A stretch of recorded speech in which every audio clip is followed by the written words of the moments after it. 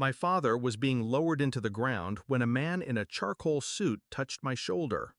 "Mr. Rains," he said, "I represent your wife. She's filing for divorce." He handed me a manila envelope like it was a sympathy card. Inside, papers.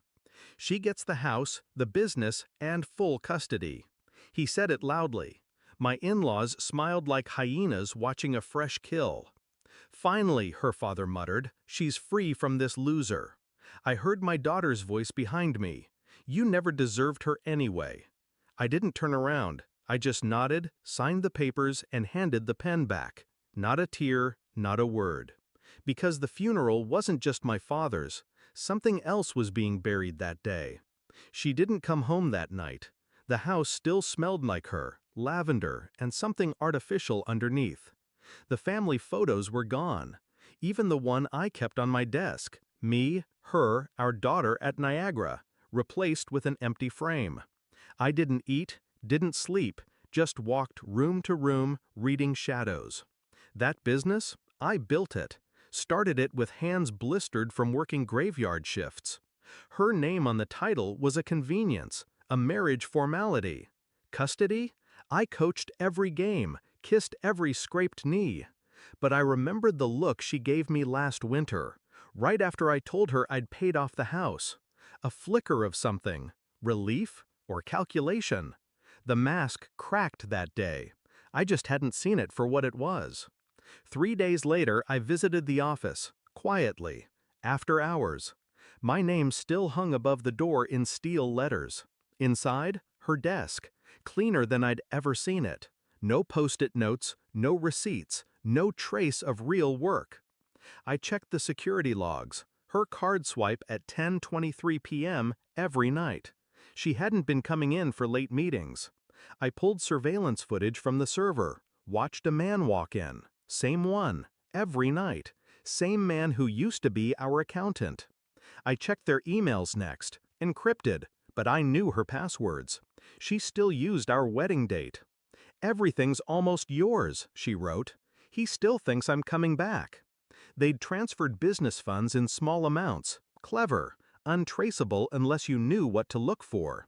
I knew. I didn't confront her. Not then.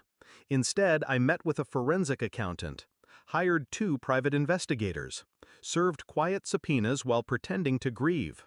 I kept a log of every stolen dollar, tracked every conversation they thought was hidden. The business she stole? It had been in my father's name for tax reasons.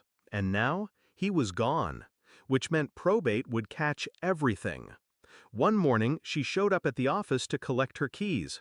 I handed her a file instead. Inside, a printed spreadsheet of every bank transfer, photos of her with the accountant, a notice of criminal charges filed in her name.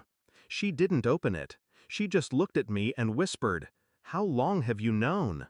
I smiled. "Since the funeral." Court was fast. She expected a payout. Instead, she got audited. She expected my silence. She got public records. She expected the business. Instead, I transferred ownership to our daughter, all of it, but only after she signed a legal agreement. No contact, no claim, no appeal. She cried, said she made a mistake, begged me to forgive. I watched her from across the table.